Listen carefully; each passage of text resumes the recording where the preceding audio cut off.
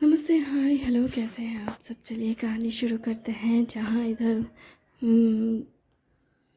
विक्की के बारे में सोच रही होती है तापसी, और इधर बिपाशा अपनी कलीग्स की बात सुनकर कहती है कि मैं ऐसे आदमियों के बारे में नहीं सोचती, और अगर ऐसा आदमी मेरी ज़िंदगी में आया तो मैं उसको लात मार के बाहर फेंक दूँगी।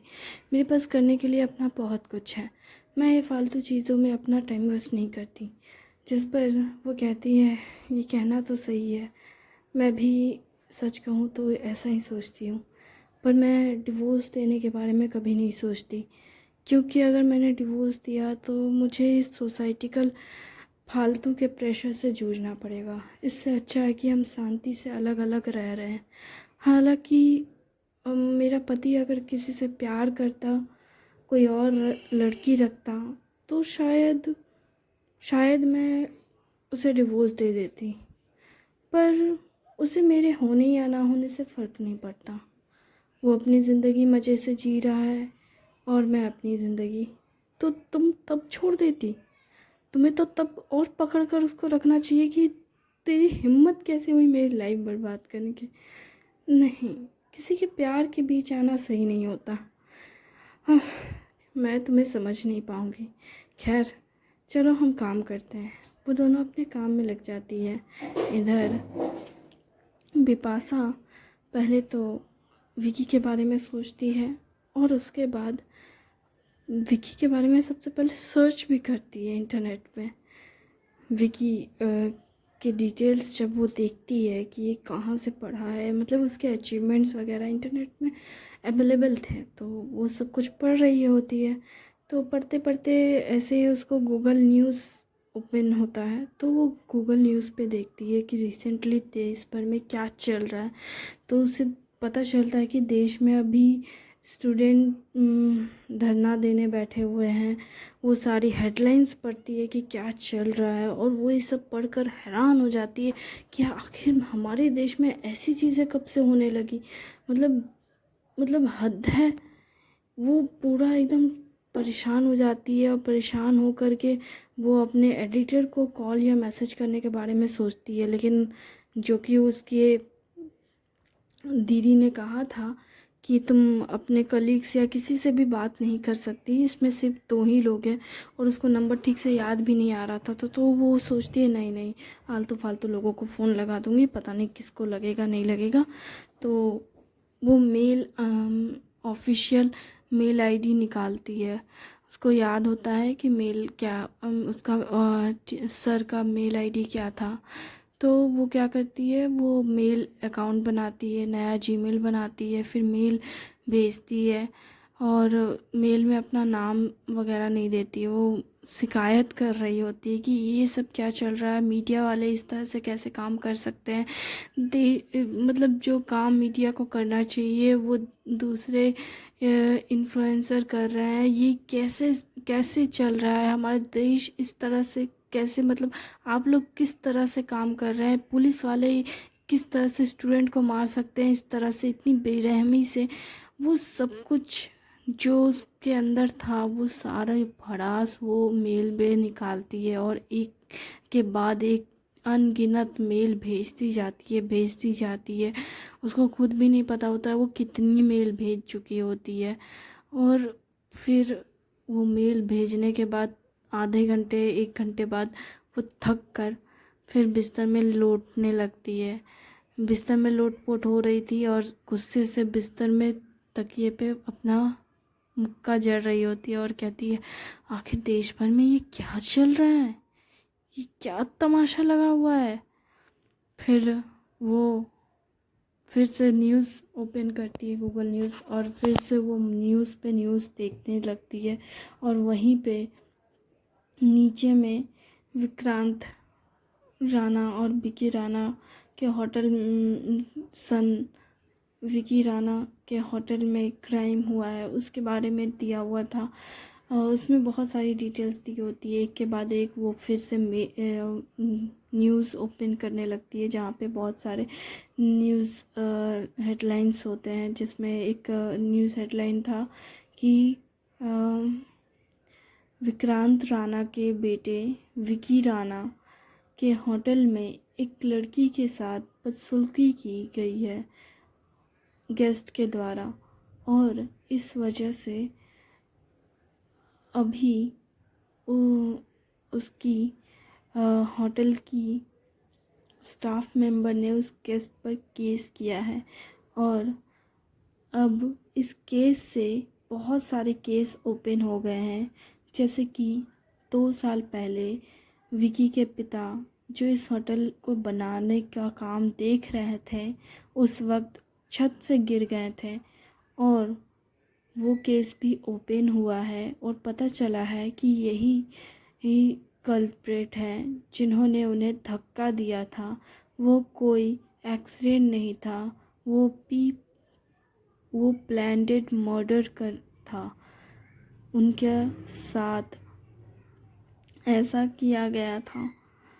और सिर्फ इतना ही नहीं, उनकी वाइफ का कार एक्सीडेंट भी कोई एक्सीडेंट नहीं था। उनका एक्सीडेंट पूरी तरीके से प्लान किया हुआ था। और तो और उनके बेटे पे भी हमला किया गया था जब वो होटल में मौजूद थे तब। और वो सारी न्यूज़ वो देख रही होती है एक के बाद एक, और उसको जो पिक्चर्स देखने को मिलते हैं होटल के, और बारिश का मौसम वगैरह सब कुछ, मतलब एक के बाद एक वो जैसे रीड कर रही थी कि कैसे उस दिन बारिश हो रही थी और उसके पिता छत पर गए और छत पे से किसी ने उन्हें धक्का दे दिया। वो सारे डिटेल्स पढ़ते जाती है एक के बाद एक के बाद एक, कैसे किस तरह से उसके माँ के साथ हुआ, कैसे विकी के साथ एक्सीडेंट हुआ, किस तरह से हर एक डिटेल्स वो पढ़े जा रही थी। और पढ़ते पढ़ते उसके सर में दर्द होने लगता है। वो सर को पकड़कर बैठ जाती है बिस्तर पे पूरी तरीके से और लेट जाती है और कहती है ये क्या हो रहा है। फ़ोन उसके पैरों के बीच में रहता है और वो सर पकड़कर बिस्तर पे लेट जाती है और वो अपने सर को दबाने लगती है और सोचती है आखिर अचानक से मेरे सर में इतना दर्द क्यों हो रहा है। और उसे एक के बाद एक अजीब अजीब यादें दिखने लगती है। खास करके सबसे पहले उसे जो याद दिखती है वो हॉस्पिटल की याद रहती है, जहाँ उसकी बहन उसकी हालत देखकर रो रही होती है और उसके कानों में एक आवाज़ गूंज रही होती है, जहाँ उसकी बहन कह रही है तुम मरना मत, मैं तुम्हें बचा लूँगी, बस तुम हिम्मत मत हारना। जैसे उसकी आंखें बंद हो चुकी है लेकिन उसे सुनाई सब कुछ दे रहा हो। वो सारी बातें, उसकी दीदी की सिसकियाँ, उसे वो सब कुछ सुनाई दे रही है। वो कह रही है रो रो कर, प्लीज़ मेरी प्यारी बहन, तुम ही मेरी इकलौती फैमिली हो। तुम इस तरह से अपनी बड़ी बहन को छोड़कर नहीं जा सकती। तुम्हें पता है ना मैं तुम्हारे लिए कुछ भी कर सकती हूँ। तुम ऐसे नहीं जा सकती मुझे छोड़कर। मैं तुम्हें बचा के रहूँगी, मैं तुम्हें बचा के रहूँगी चाहे कुछ भी हो जाए। तुम तुम इस तरह से मर नहीं सकती। तुम मरना मत, हिम्मत मत हारना, मैं तुम्हें बचा लूँगी। तुम चिंता मत करो, मैं तुम्हें बचा लूँगी। ऑपरेशन के थिएटर में भी वो बार बार अपनी बहन से कहती है होश में रहना, होश में रहना, ठीक है, मैं तुम्हें बचा लूँगी, चिंता मत करना, मैं सब ठीक कर दूँगी, बेहोश मत होना। वो ये सारी बातें जैसे कह रही हो और उसे वो सारी बातें, वो सारी आवाज़ें याद आ रही हो। फिर एक और इंसिडेंट उसे याद आता है कि कैसे वो विक्रांत राणा से पहली बार मिलती है। वो देखती है कि वो जब साइट पे आई थी होटल के साइट पे, तब वो चुपचाप से एक फोल्डेड चेयर लेकर बैठ जाती है और उसे इस तरह से बैठता हुआ देख विक्रांत राणा थोड़ी देर उसे देखता है और फिर वो अपने काम में लगे रहते हैं। फिर वो उसके पास आते हैं और कहते हैं बेटी, ये कंस्ट्रक्शन साइट है, तुम्हें यहाँ नहीं बैठना चाहिए, क्या तुम यहाँ घूमने आई हो। जिस पर वो कहती है नहीं, मैं तो यहाँ आपके होटल का स्केच बनाने आई हूँ। जिस पर वो कहते हैं, क्यों, तुम भला इस टूटे फूटे होटल का स्केच क्यों बना रही हो, ये बन जाएगा तब बनाना। जिस पर वो कहती है, नहीं, मुझे अधूरी चीज़ें बहुत पसंद है, अधूरी चीज़ों को पूरा करते हुए देखना अच्छा लगता है, लेकिन अधूरे आर्ट को कागज़ों में उतारना और मज़ेदार लगता है। तो क्या तुम एक स्केच आर्टिस्ट हो? हाँ, मैं एक आर्टिस्ट हूँ और मैं इस वक्त इस आर्ट को बनाना चाहती हूँ। वैसे तो मैं ज़्यादा वैसे तो आप सही है कि मैं यहाँ की नहीं हूँ, मैं बाहर से आई हूँ। ओह अच्छा, तो तुम बाहर से आई हो। तो यहाँ क्या करने आई हो बेटी? बस ये ड्राइंग बनाने के लिए? नहीं, ड्राइंग बनाने के लिए तो नहीं आई हूँ, सिर्फ बस यहाँ का मौसम अच्छा है, हमेशा बारिश होती है। इस बारिश में भीगने का मज़ा ही कुछ और है। तुम्हें लगता है कि मैं तुम्हारी इस बातों पे भरोसा करूँगा? जिस पर वो कहती है, तो आपको क्या लगता है? मुझे लगता है जैसे कि तुम कोई रिपोर्टर हो। अरे, आप तो लगता है मेरी जासूसी कर रहे हैं। अगर तुम मेरी जासूसी करने आई हो तो क्यों ना मैं भी तुम्हारी जासूसी कर लूं। बेशक, अगर आप करना चाहते हैं तो कर सकते हैं, मुझे कोई एतराज़ नहीं। तो कहाँ ठहरी हो तुम?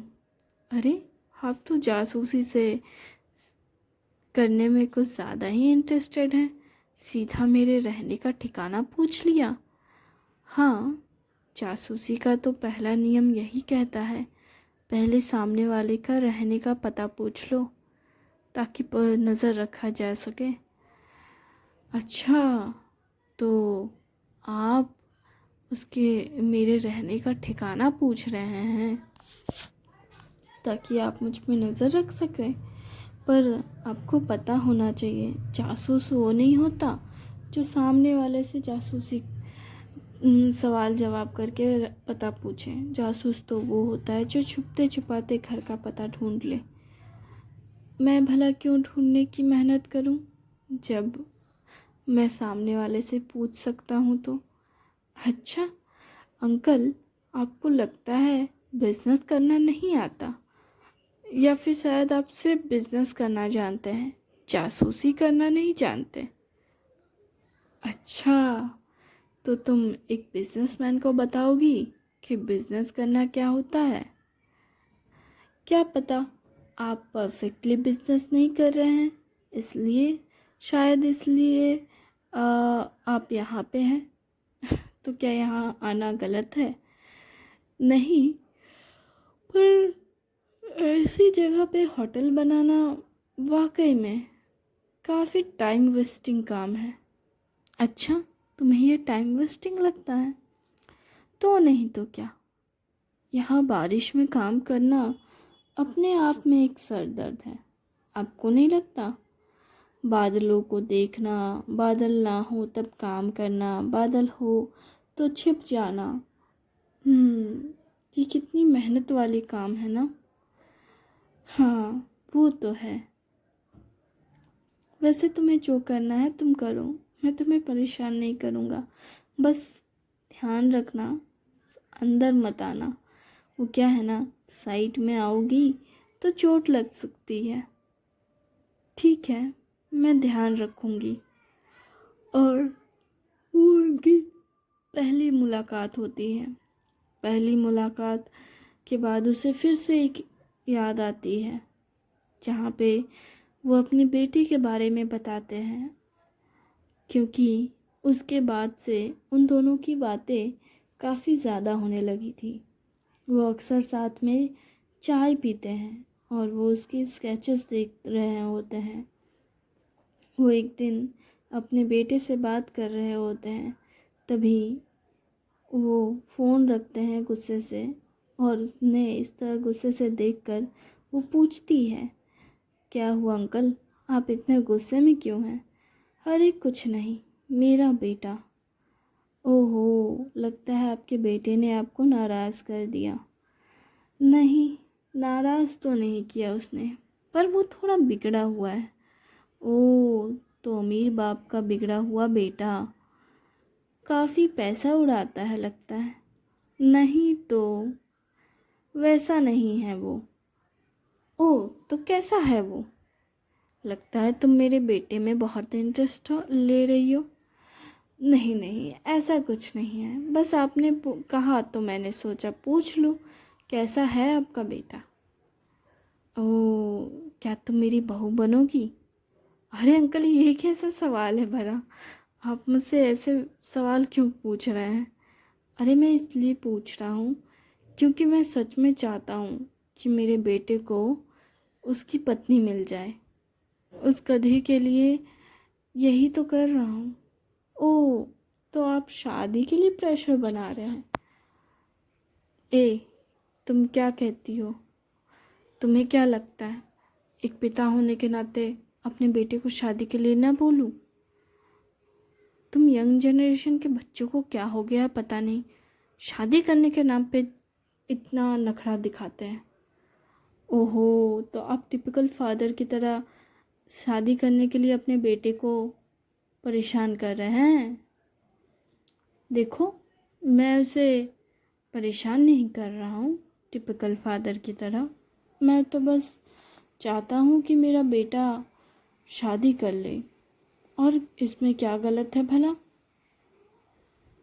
उसकी उम्र कितनी है अंकल? उसकी उम्र अभी तो वो 26 साल का है। और आप 26 साल के एक लड़के से कह रहे हैं शादी कर ले? आखिर उसने ज़िंदगी जी ही कहाँ है? कैसे नहीं जी ली उसने? बाहर विदेश में पढ़ रहा है, इतनी अच्छी अच्छी ज़िंदगी, खाना पीना सब कुछ मिल रहा है, जो मांगता है वो मिलता है, और क्या चाहिए उसको? अब हम चाहते हैं कि वो शादी कर ले तो करना लेना चाहिए। और वैसे भी मेरी विश थोड़ी ना है, मेरी पत्नी की विश है, और मैं अपनी पत्नी की बात नहीं टालता। ओह, लगता है आप अपनी पत्नी से बहुत प्यार करते हैं।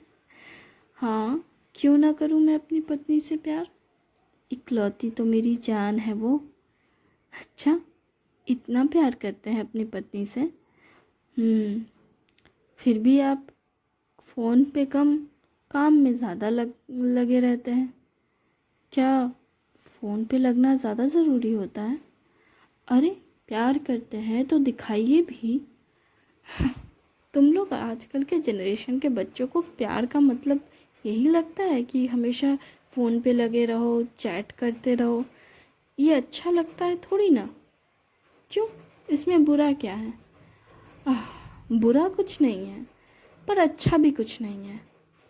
आपको क्या लगता है प्यार कैसे जताना चाहिए तब? देखो, प्यार जताने के बहुत से तरीके होते हैं।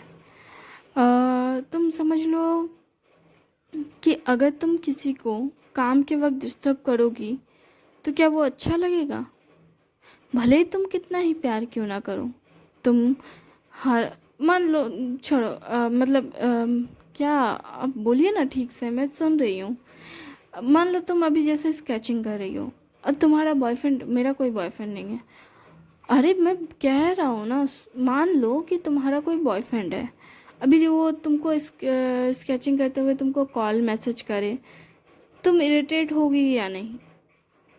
नहीं, थोड़ी देर बात करने में क्या बुराई है? और वो थोड़ी देर 1 घंटा निकल गया तो? वक्त किसी के लिए नहीं रुकता बेटी, एक बात हमेशा याद रखना। हाँ, आपकी बात सही तो है कि वक्त किसी के लिए नहीं रुकता। हाँ, तो तुम एक स्केच आर्टिस्ट हो। तुम सूरज उगने से लेके सूरज डूबने तक का नज़ारा ड्राइंग करने बैठी हो, और वो नज़ारा तुम ड्राइंग करने से पहले तुम तुम ड्राइंग करने से पहले तुमको फ़ोन पे तुम अगर बात करने लगी तो तुम्हारा तो 2 घंटा 4 घंटा ऐसे में निकल गया। और अगर वक्त निकल जाएगा तो फिर वो स्केचिंग पूरी नहीं होगी, और नेक्स्ट डे वैसा नज़ारा, वैसा व्यू तुमको देखने मिलेगा या नहीं मिलेगा कोई ठीक नहीं। और ऐसे में तुम आज भले ना चिड़चिड़ी करो, लेकिन अगर ये रोज़ रोज़ चला तो तुम गुस्सा तो हो जाओगी। ओह अच्छा, तो ऐसी बात है। हाँ।